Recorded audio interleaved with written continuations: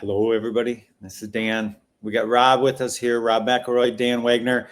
We are we're deep, like knee deep, like in AI. We've got our product, which we're gonna probably talk a little bit about. I hope so, and then we're also hopefully we'll talk about stuff that's important. And I think today what I'd like to focus on is how do we'll talk maybe about the Pareto principle. How do we use AI in a way to kind of dial in that 80-20 rule? So how can we make sure that the 20% that we used to do now becomes the 80%, and now we're four times more efficient or something. So this might be all about math. I don't know, but so I think that'd be a really great place to start because I think everybody's aware of it. It's like I do all this stuff, and some of it's not very effective, and I do it because it's the way we do things around here, or it's my habit. I'll be honest, I spend a lot of time exploring. I love it. It gets me going and it gets me excited. But then the exchange for that is I probably don't do enough. I don't do stuff like this, which gets, people don't know that that I have, I've worked for Target and Wells Fargo and IBM and if I was a go-getter, I'd be like shouting that from the housetops all the time. I just did a little bit, but in general, most people don't know what I do, and then they meet me and they're like, "Oh, who's this guy, grandfatherly looking guy with the beard?" Well, he's the guy who built, the first internal e-commerce website for Target Corporation. That's who he is, all by myself, by the way. Anyhow, those are the kind of things. So that's my 80-20. That's my Pareto. Maybe call it the Pareto dilemma. It's what am I spending all this 80% of my time on?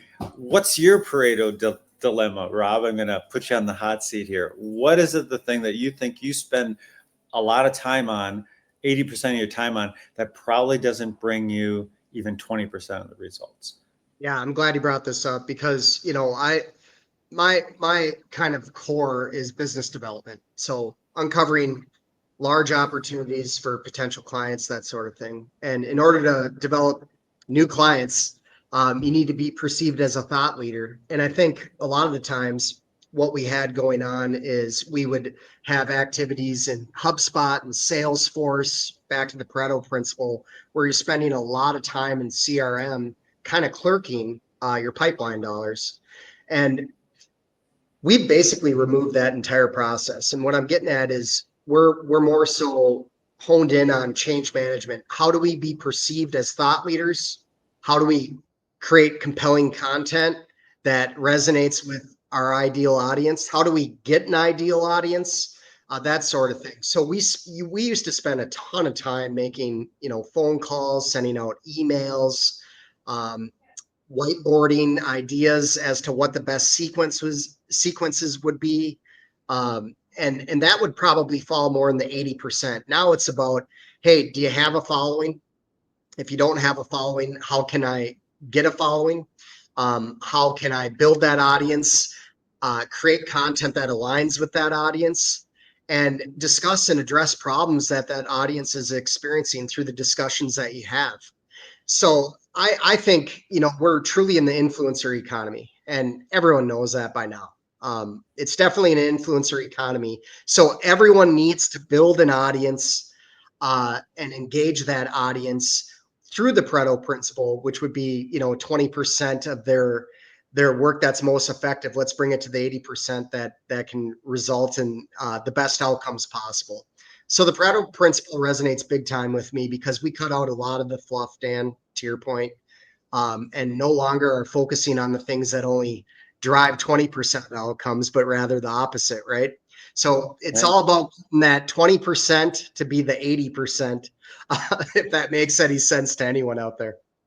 Yeah. So, I can give my own story here. So, as I discussed, I love exploring technology, and that's allowed me to, have a career really, because people, they want someone who can put all the pieces together and help their business leverage technology. So I explore technology not from what it can do, but also get my hands in and do it. So, I build AI programs like our program. We built that together, your ideas, my technical expertise, and we were able to build this program.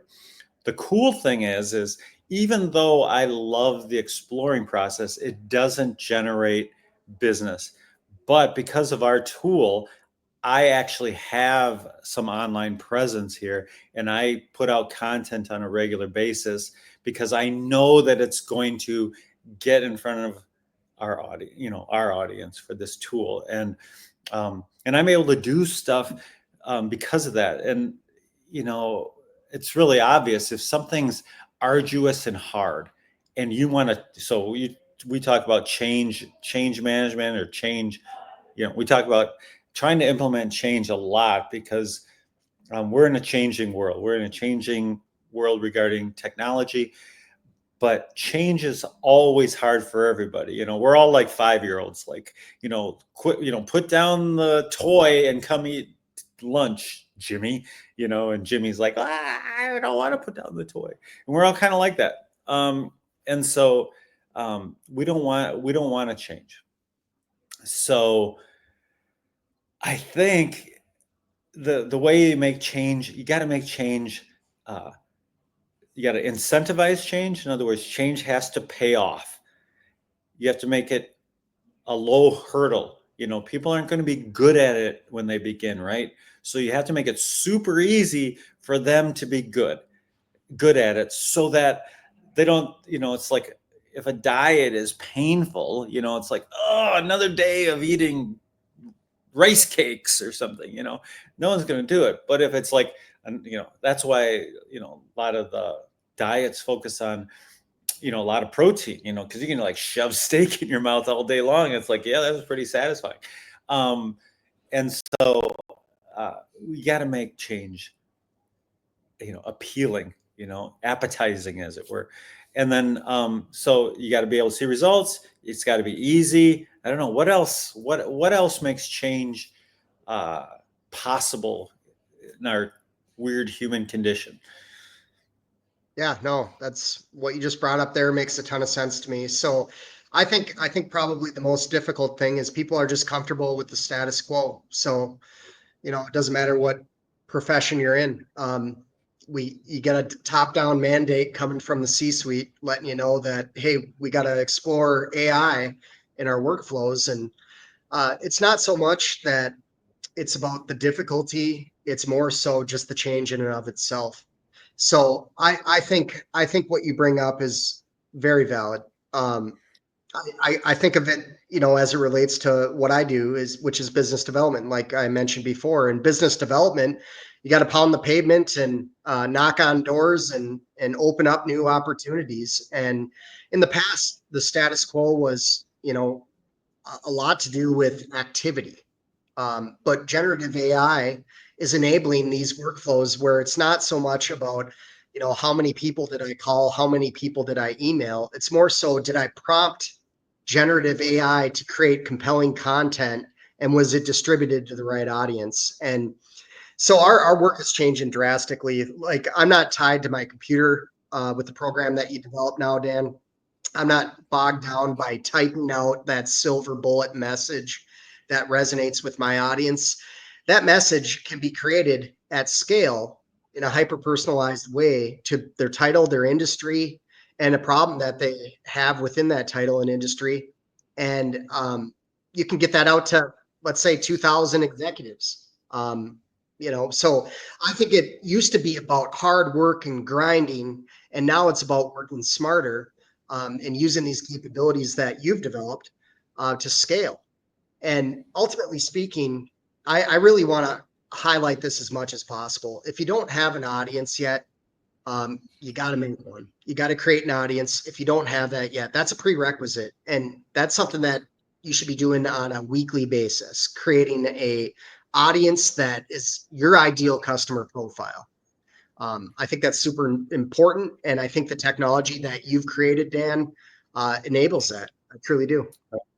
Yeah. So when you say that, you got to create an audience. I mean, LinkedIn makes it really I would say how easy, very easy. So, so let's talk about the old ways you'd create an audience. Okay. Maybe you'd write a book, and then you'd hopefully, then you'd go to trade shows and maybe give them away, and you're trying to elevate yourself as a thought leader that way. Or, you might try to get on a talk show, get on Oprah, or now there's similar things. You could do a TED Talk. I'd love to do a TED Talk sometime, by the way. If anyone's out there who runs a TEDx community, I'd love to do a TED Talk. I've got a great TED Talk, in fact. What else? So books are good. You do a few years ago, blogging became a big thing.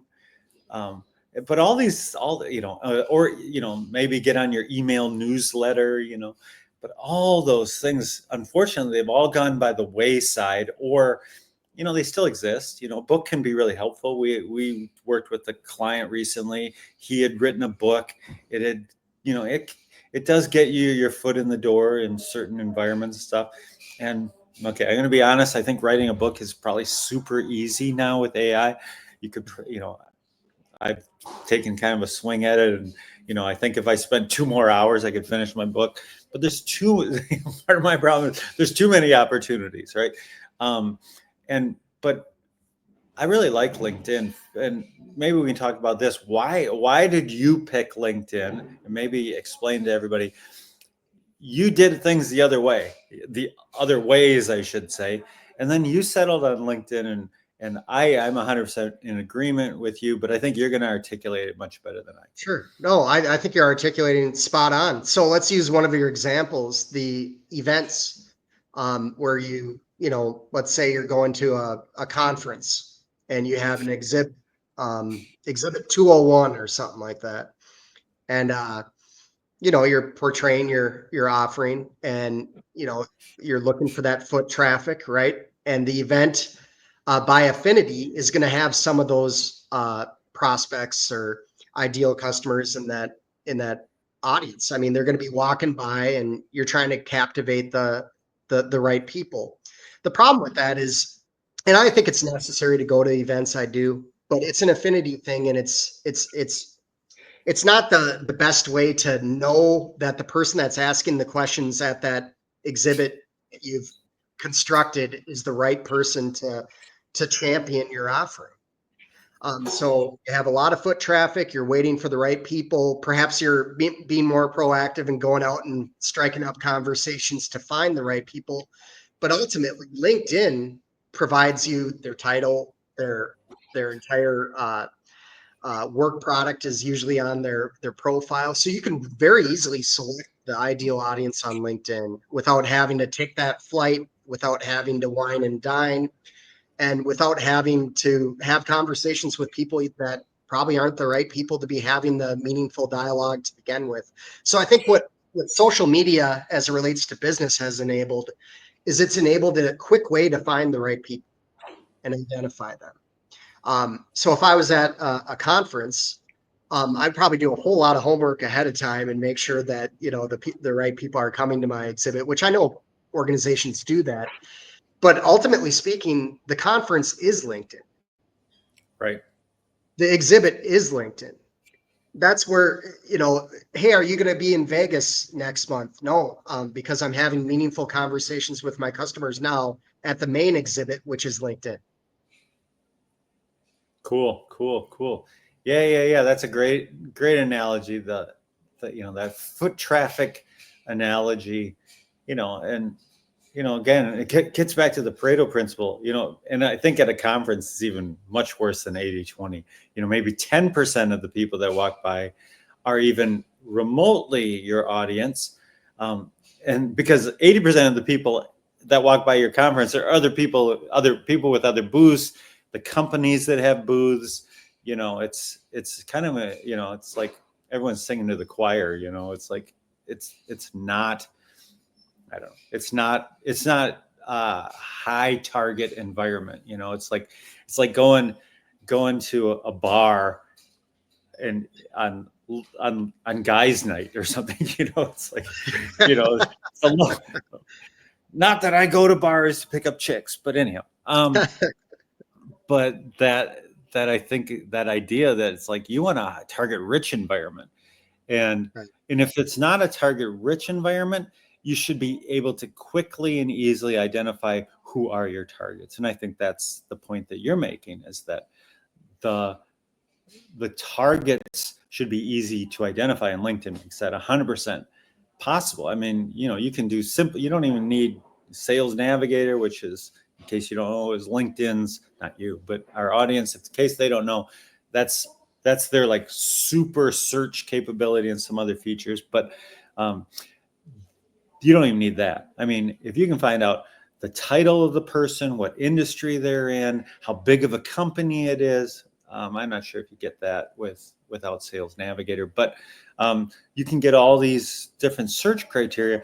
And okay, so maybe you don't get, revenue and stuff like that without Sales Navigator. You're still able to, at least get a bucket of potential customers that are the kind of people you want. The business might not be in the place to buy now, but maybe 2 or 3 years down the road, they'll be big enough that they might be your audience, or, depending on what field you're in. Well, that's really cool. So if, Well, if you don't mind, I'd like to speak to it a little more. So I've had, many engagements with VPs of sales, and what they tell me is they go to these events, and why are you going to the events to begin with? Well, why would you go to Vegas with booth 201 with your company offering behind you with a couple of your colleagues? It's because you need new customers. You need new customers, right? That's the reason why everyone's going. But it's almost as if that they're taking it from the approach that we're going to get new customers by affinity, because we're showing up at the right place at the right time where other people are conducting this. Ironically speaking, you're probably going to have a lot of conversations with your competitors, to your point, Dan, people that certainly don't fit the Pareto principle that we're trying to hammer today. A lot of them might be your competition. Maybe they're doing competitive intelligence at this event, right?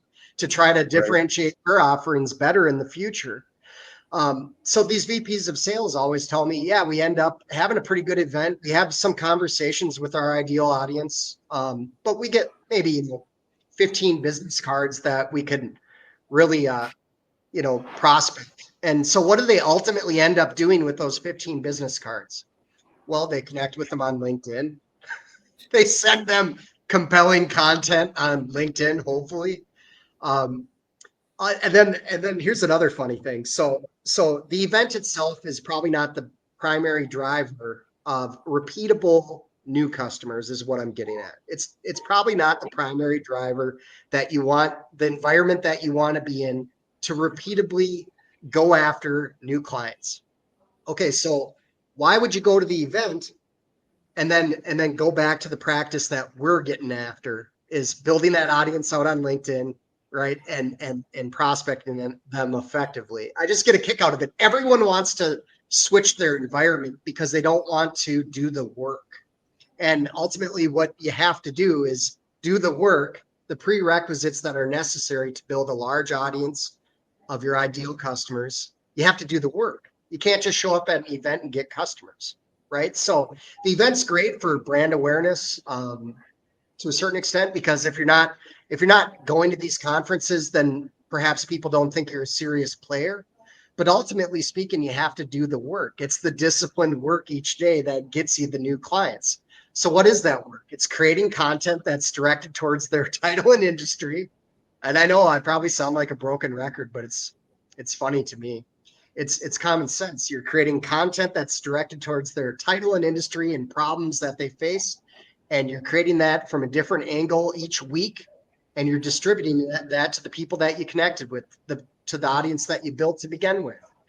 All too often, I see people trying to actually get people off the LinkedIn platform to another newsletter, and perhaps it worked really well at first, but why are you switching platforms? I get a kick out of this. Why create some compelling content to get them off to the email platform versus engage them on LinkedIn and set up a discussion? So I know I'm getting a little wordy there, but go ahead. No, I was just going to say, we already know they want to hang out on LinkedIn. Why? Yeah, that's a great point.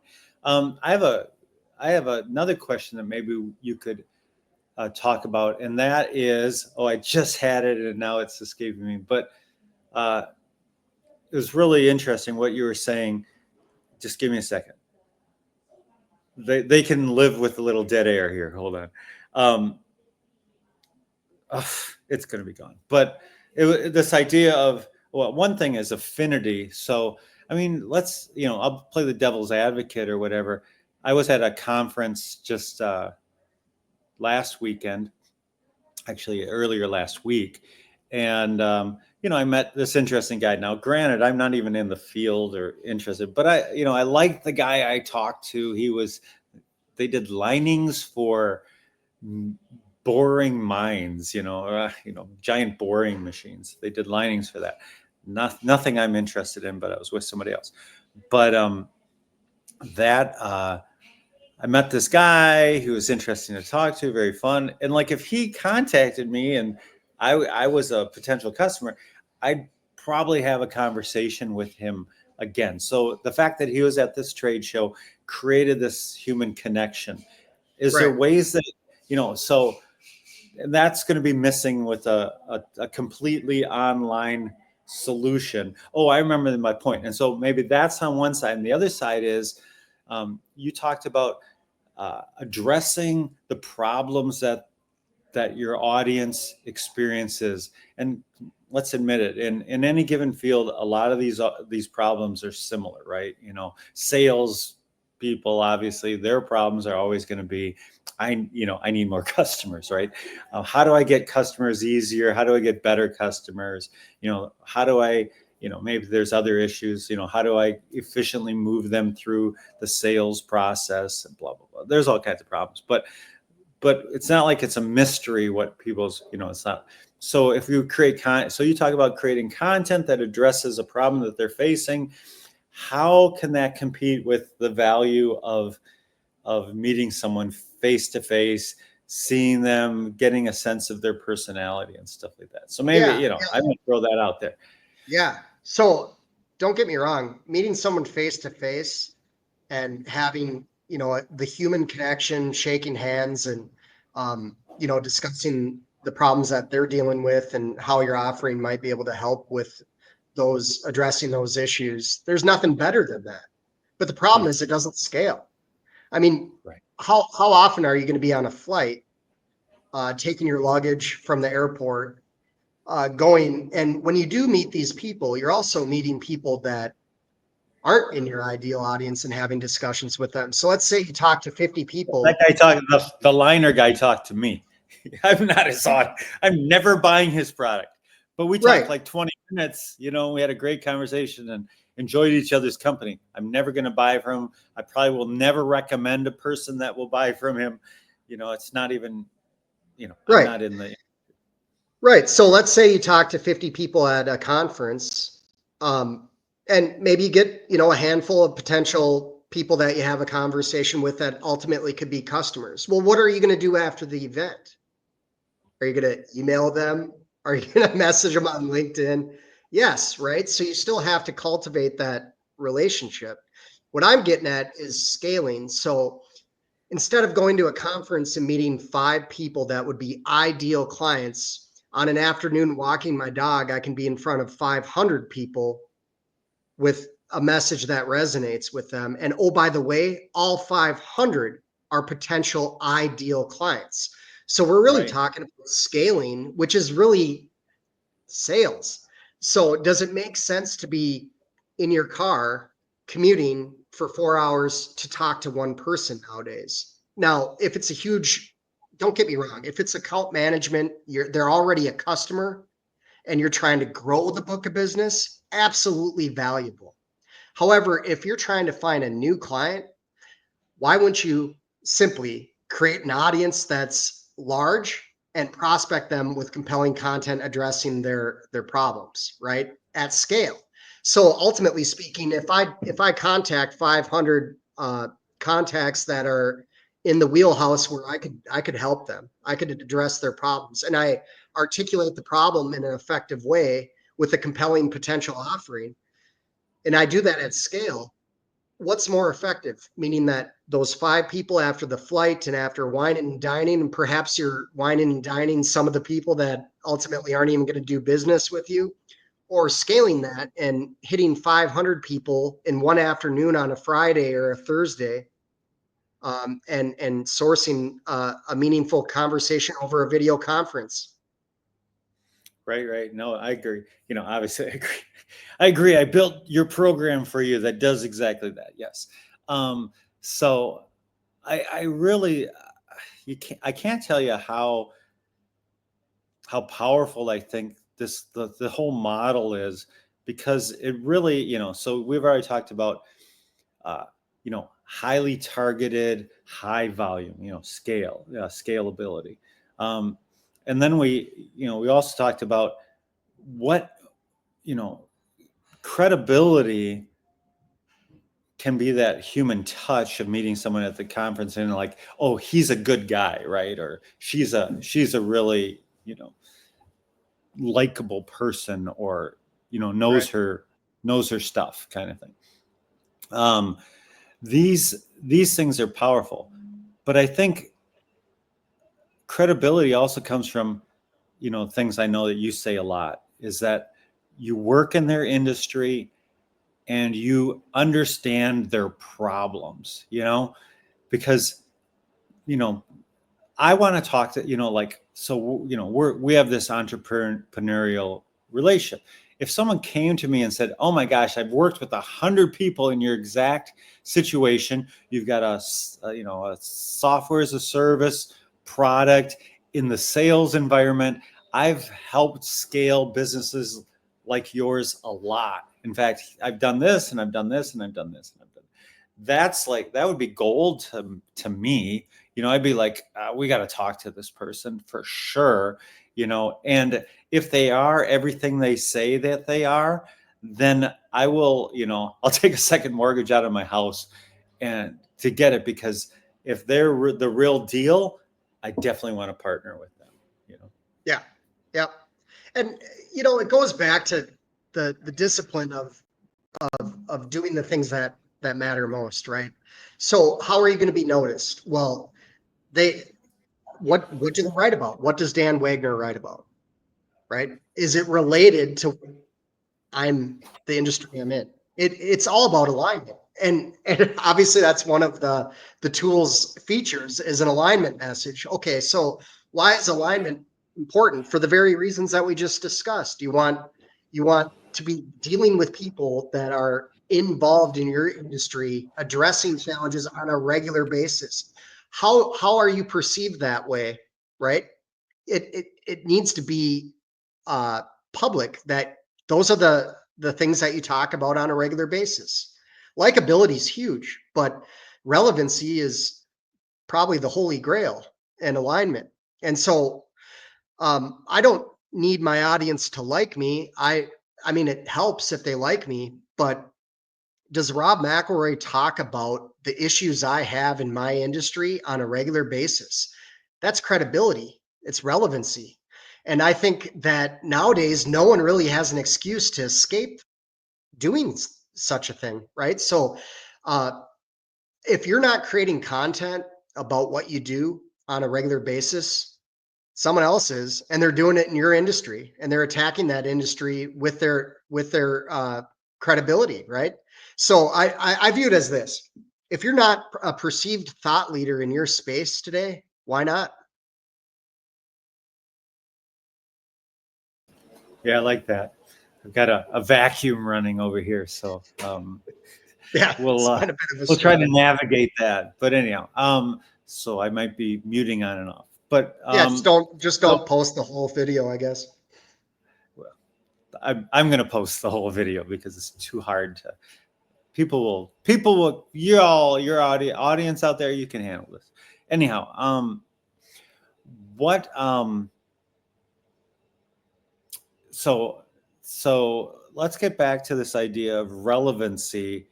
And how do you create, what, maybe you can give us some examples, help people walk through how you create this sense of relevancy, the sense of alignment. That's a cool idea. what kind of things, maybe that you can give us kind of a laundry list of things that create alignment? Yeah. Again, it really is focused industry and persona, right? So if your audience is VPs of manufacturing in heavy equipment, so you're literally just prompting a tool saying, "Hey, create a viral LinkedIn post about the changing role of VPs in manufacturing within the heavy equipment industry. Discuss the challenges that these individuals face as it relates to where emerging technologies like generative AI or artificial intelligence can help with." So it's more so understanding that the capabilities out there are very intuitive at reflecting what your thoughts are. And I think I might have mentioned this in the past, but any light bulb moment that you have, maybe I should go about it this way.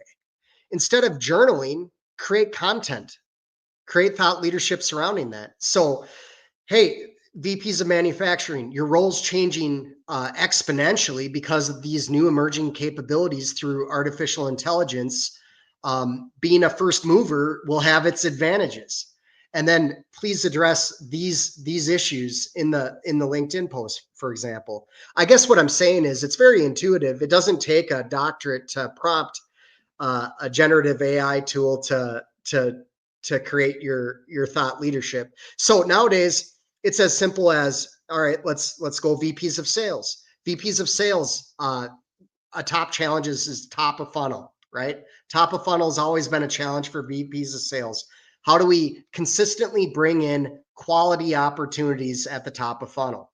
Well, let's discuss the challenges. So prompt the tool to simply say, hey, what are the most difficult challenges in top of funnel for VPs of sales? And then create content surrounding that. Now, what's that do? Now you post that content, and for every VP of sales that sees your profile, they can see that Rob McElroy talks about difficulties at the top of funnel stage within sales and discusses this with VPs of sales. It's all alignment. That's awesome. That's awesome.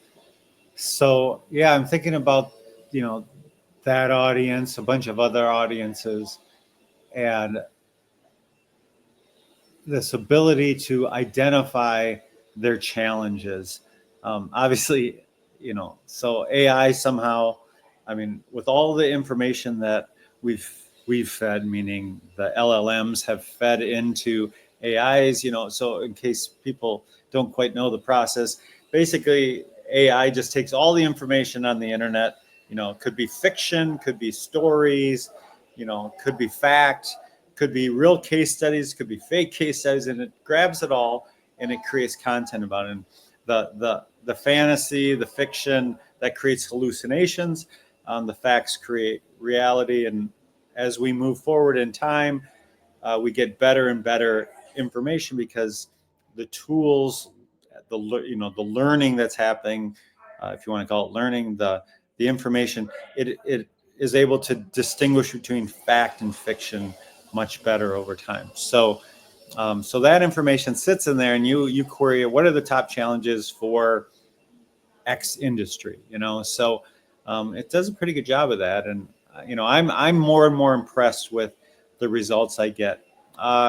So I have a question for you. So when you started using our tool, how long ago was that now? 7, 8 months ago, maybe? Something like that. Yep. Yeah. So uh, how would you compare the prompting and the results to the prompting results that you get now? Oh, it's improved drastically. Yeah, yeah, cool, Improved cool. And I drastically. think, yeah, I think, you know, and I don't think people, you know, if you played with ChatGPT 3 months ago, it's not the same tool as it is today. That's for sure. Um, and our tool leverages all that technological advancement, and I'm very excited about that.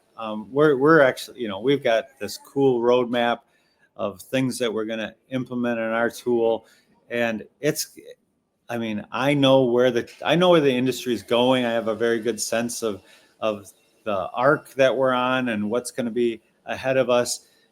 Basically, the ability to get up in the morning and just command our tool to do a bunch of stuff. Let's send out a post, and then we can give it like 3 instructions and then walk away from the machine, and it's just going to do it for us. And I think that's where we're going to be in let's say in the 6 to 6 months range. But I think people make a mistake of thinking, I'm going to wait till the silver bullet comes out and then I'm going to jump into some technology.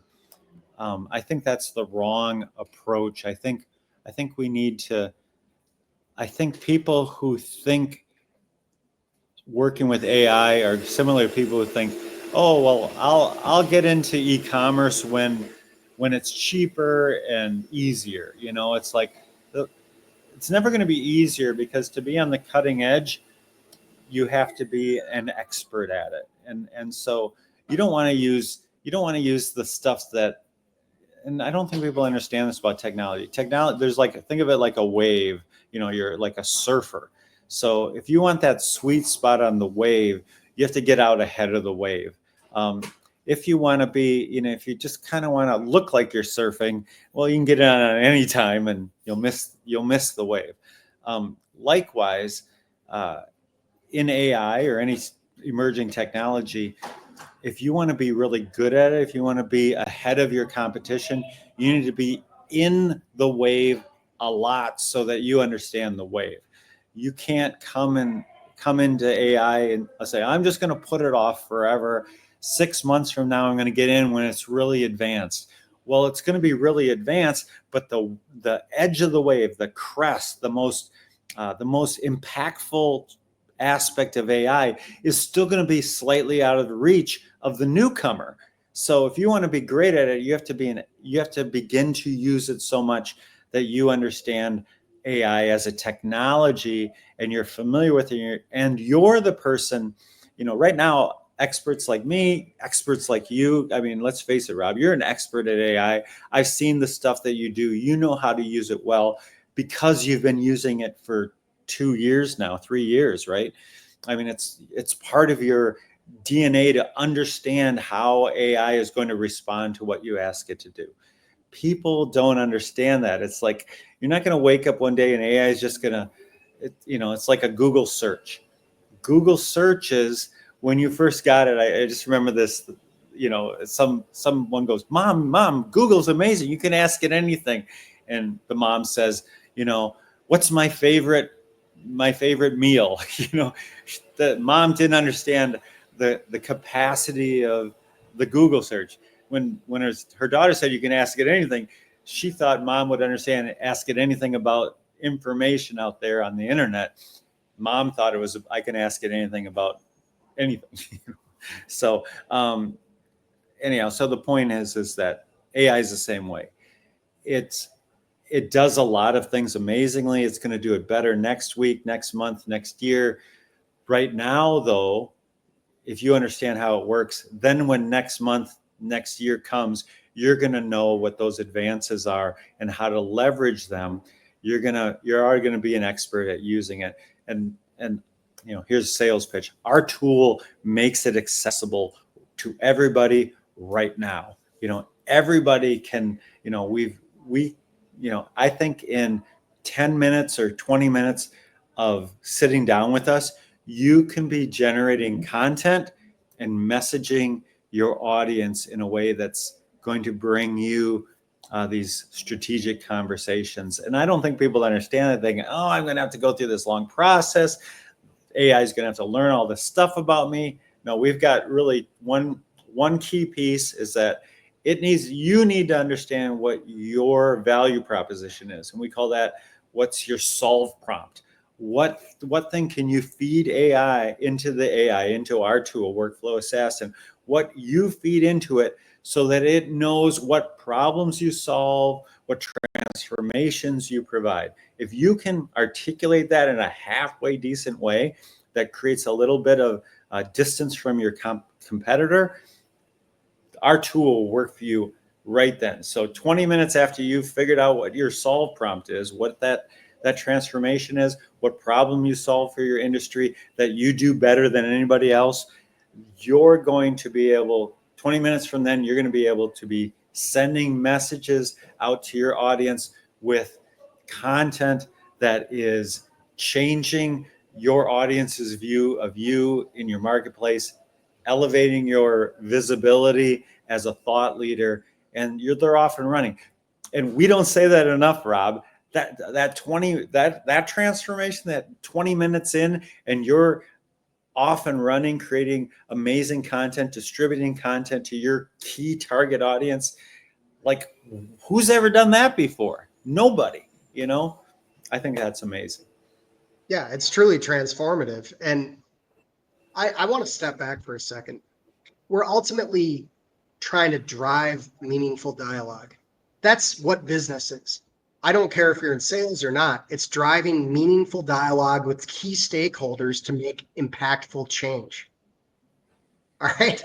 So Right. is it content that has to get you there? No, it's the conversation that gets you there. But you use the content that addresses issues or what have you to be able to facilitate and drive the conversation. So I don't spend much of any time making sure my content's just perfect, because it's good enough and it's effective at driving conversations. So as long as it's directed towards a specific persona within a specific industry that has relevant problems that you're helping address with your capabilities, it can be high level. I think it's hilarious. I listen to sales teams all the time. They're trying to give all the information that's necessary to drive a conversation. That's going to be having a conversation, right? So Right. use high level compelling content. You can use specificity, but you don't need to give away all the information.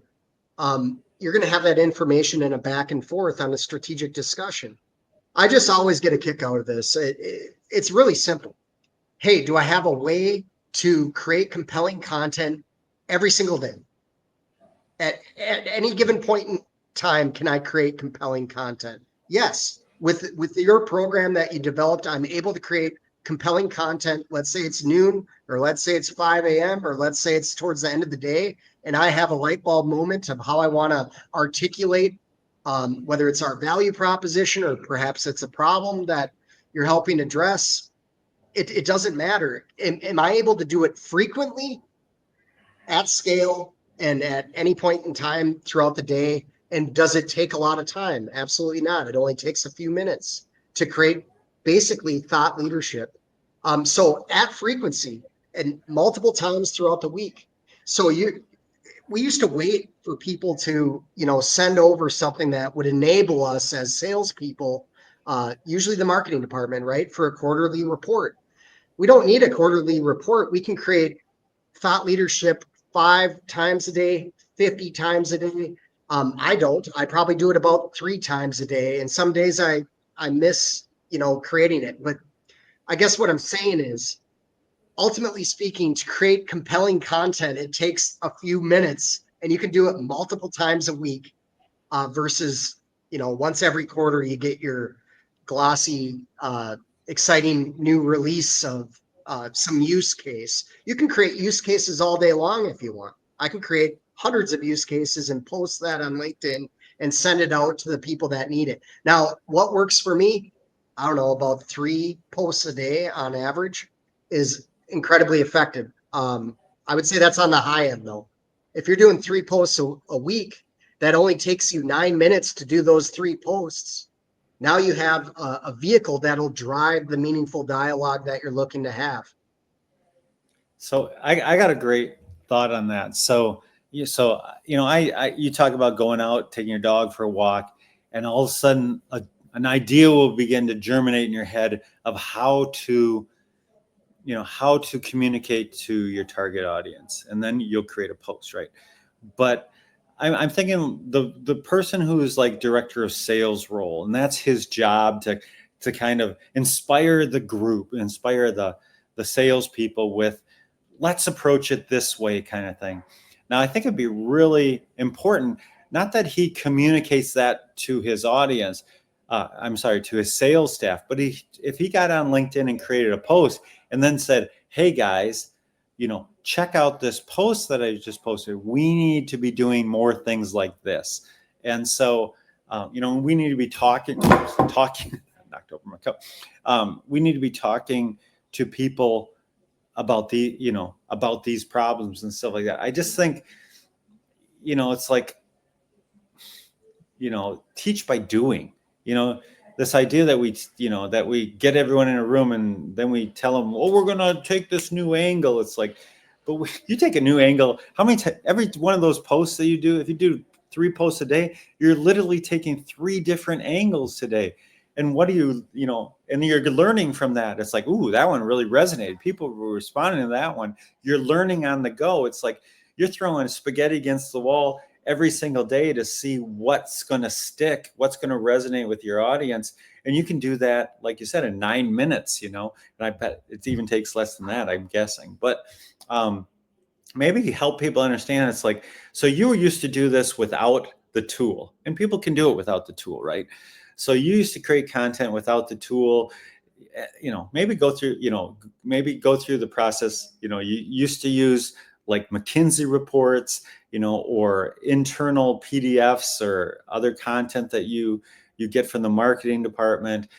Help people understand how long that took, what the wait time was, and then maybe a year ago creating it with ChatGPT, and now the tool. It's like, what does that arc look like? What does that Well, curve the number one thing that comes to mind is you're searching for something that fits in your box, right? So it's not always there. So I would go to like McKinsey, Boston Consulting Group, and Bain Capital, and all these different advisory firms, and I would look for content that matched up with my offering, right?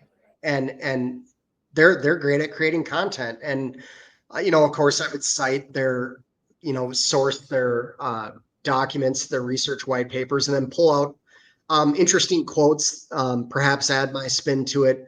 That was to develop a little buzz about forward-thinking topics addressing issues with technology. Okay, but what's the downside to that? Well, they have to be talking about what you want to be talking about that matches your capabilities. So you have to go through their industry page, pick, for example, for life sciences, and hope that the content that they created matches up with the offerings that you have. Well, you drive the content now with your ability, with the program that you created. I get to pick the content, right? I get to drive my thought leadership the way I want to. So perhaps I want to talk about clinical trials today. Well, who's a good audience for that? Clinical development leaders, right? So how am I going to get these clinical development leaders to change the way they think? Well, maybe I'll prompt clinical development is changing exponentially. The role of clinical development is changing exponentially. Here's the issues that are keeping it from happening, and address how to accelerate drug timelines within the clinical trials arena. So you're driving the specific content the way you want to. So if your audience is creating widgets that help trains travel faster or something, I don't know, bad example. But if your audience is, creating, well, perhaps you're in the industrial Internet of Things, and you're using sensor technology to sense heavy equipment parts that could be in trouble, that might need maintenance, and it might not fall into the scheduled maintenance criteria. So perhaps a key valve is having issues, and you offer technology that senses all these problems ahead of the time. To your point, with the surfing analogy, how do we get ahead of the curve of the problems? So let's say your company sources technology that can sense key components heading south, and what does that mean? Well, if key components are heading south, then you're going to have downtime with very expensive equipment. Perhaps it's at a mining environment, and this equipment's multi-million-dollar equipment. So if you're able to address knowing key components having issues ahead of time, okay, so who are you going to target at these heavy equipment manufacturers? Well, the people that are involved in keeping the equipment up and running, right? So VPs of service. Okay, so how do we do that? You could just hear me ramble. I don't sound like I'm an expert. How do we get great content out of that? Well, in the heavy equipment industry, specifically with VPs of service, they want to prevent rolling a truck out to troubled equipment while maximizing uptime. List 5 of the key issues that they're struggling with in streamlining this process and how AI can be beneficial both in this industry and helping VPs of service at these heavy equipment manufacturers keep uptime at maximum capacity or whatever. It doesn't need to be, Right. your knowledge doesn't even need to be, here's a funny thing. Your knowledge doesn't need to be subject matter expert. It needs to be curious. Hmm. You need to be curious I as love to that. what I love that. that curiosity can translate into content that resonates with the audience. So what are you curious about? What inspires you? You know, what's your profession? Where are you curious in different areas that could potentially have maximum value added to it? No, that's beautiful. I love that. I mean, curiosity just drives so much success always. You know, if you're a salesperson, you need to be curious about the problems that your customer is experiencing or your potential customer is experiencing. You know, if you want to be in a relationship, you know, a romantic relationship, friendship, family, you know, you need to be curious about their lives and what they're going through or the joys they're experiencing, you know. And Right. Anyhow, curiosity is really the key to so much being of success and curiosity. There doesn't seem to be much distance between those two qualities. But yeah, so another thing I was thinking about when you're talking about the McKinsey report, in the end, you know, you're considered useful because you conveyed the information from McKinsey, the subject matter expert.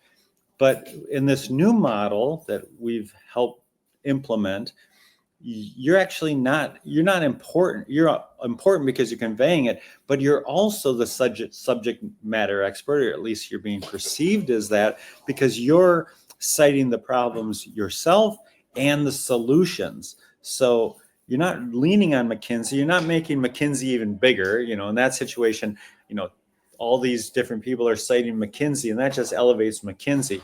Well, in this situation, people can repost your insights, and now they're elevating you, and that can be a really powerful powerful role that you can move into in your industry. And I think that's another cool thing that our tool does. That's huge. That's a great example because, you know, why do people listen to McKinsey? Because they got the brand recognition.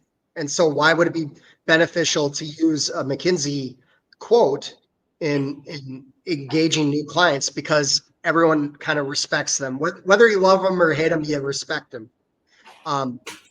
They're viewed as thought leaders across vertical industries. But backing up to your point, you're not the source of it. So you're elevating their brand. Why aren't you elevating your personal brand?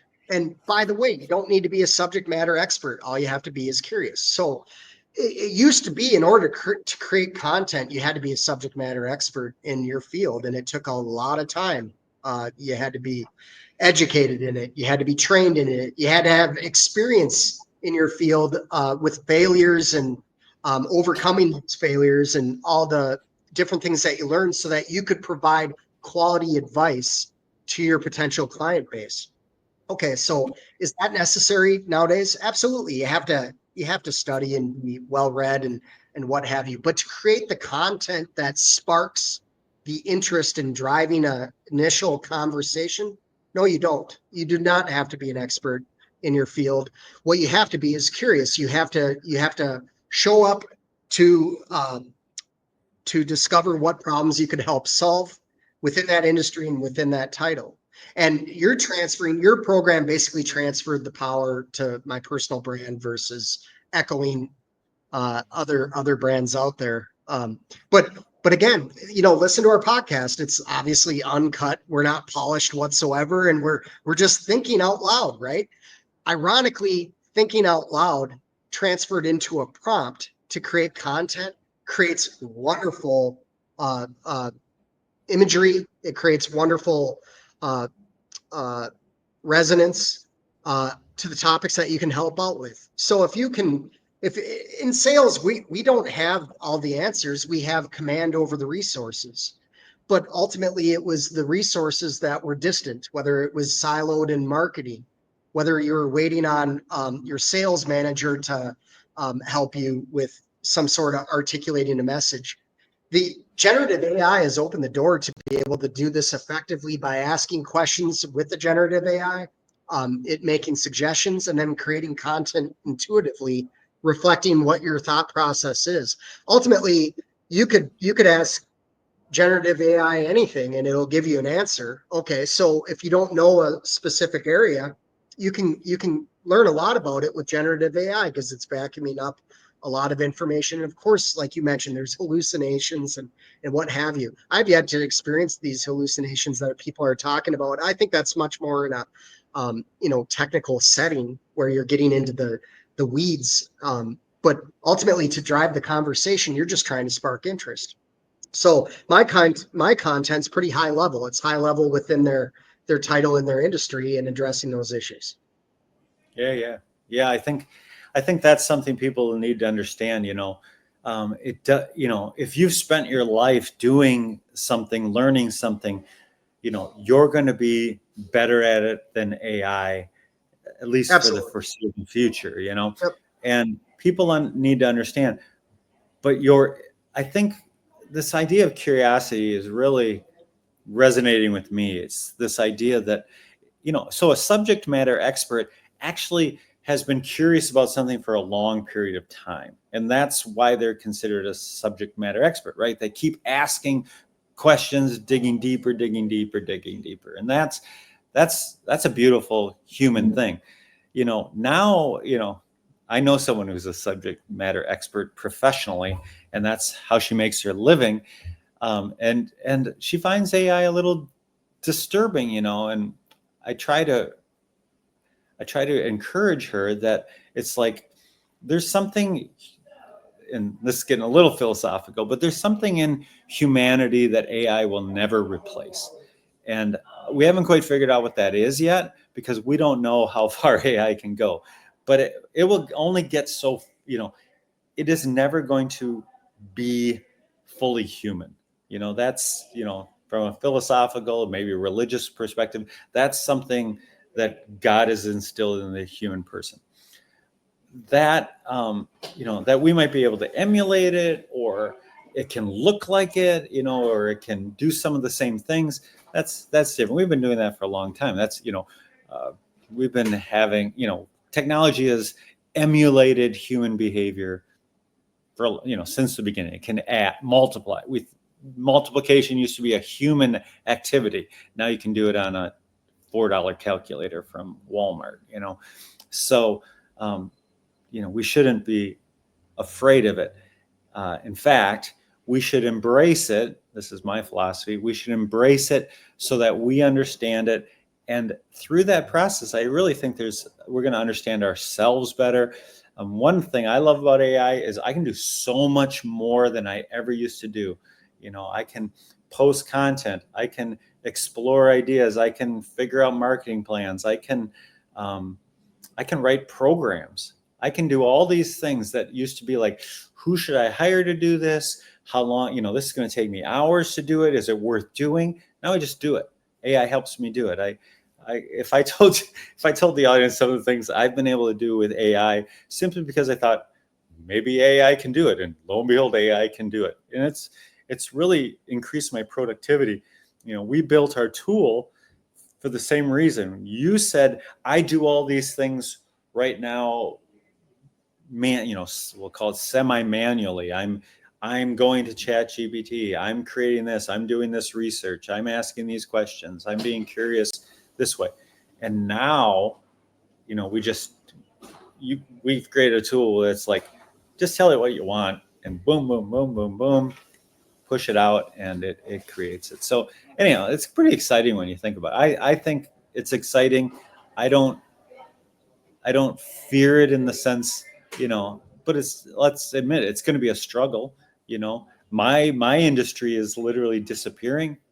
Developers, software developers are able to do more and more and more and more and more, meaning that, that two things are going to happen. Either a lot of software developers are going to have very little work, or we're going to start doing more things because we can do much more things. Everybody now can have the most amazing tools at their disposal, and the question is whether we're going to take advantage of that opportunity. And so instead of waiting for some business person to say, you know what, I should be able to do this and this and this and this, I'm doing it. I'm building it myself. And so I'm going to be the guy with 50 applications that can do cool things. And at the front of it right now, without a doubt, is the Workflow Assassin. It's an amazing tool. It's available online, by the way. I'm going to give a little pitch, aisalesprospector.com, find out more about it. And you can actually purchase it online. It's a subscription-based model, and you can start using it in a matter of like in an hour, you can be up and running. And then, we're available to help make that transition. We've got ways for, someone just says, I don't want to watch videos on how to do this. Can you hold my hand and walk through it? We're available for that too. So anyhow, any last thoughts, Rob? Oh, totally. So personal brand is probably the one thing that won't change from AI. And what I mean by that is, if you really think about it, how can you be effective in society? You need an audience, and you need a personal brand, and people need to look to you as the person that's got some answers on difficult things within that audience, right? So ultimately speaking, the one thing that everyone should be doing is elevating their personal brand, building their audience. That whether the tools get advanced and disrupt our workflows isn't the problem. It's, do you have an audience, or do you have a personal brand? If you don't, Workflow Assassin makes sense. Cool. Yeah. And yeah. Well, we can talk. I think we should talk in the future about, I'd really like to help people build their personal brand, even if they're not in sales and stuff like that. And maybe we could siphon off some of the capabilities of Workflow Assassin and make that just available to anyone who wants to use it. And so I think that'd be a really cool thing. Yeah, absolutely. And ultimately speaking, it's an engagement tool, right? So if you engage people, Workflow Assassin can work for you at scale versus the manual labor that's usually involved in getting people to engage. Very cool. Well, we're just a little bit over an hour. That's really awesome. And we had a lot to say, Rob, by the way. And I think we could, we're going to be back next week, but we could keep talking about these important topics. So anyhow, thanks for your time, Rob. I appreciate it. Yeah, always great talking with you, Dan. Yeah. All right. Well, bye, everybody. We'll see you next week. Signing off. Bye-bye.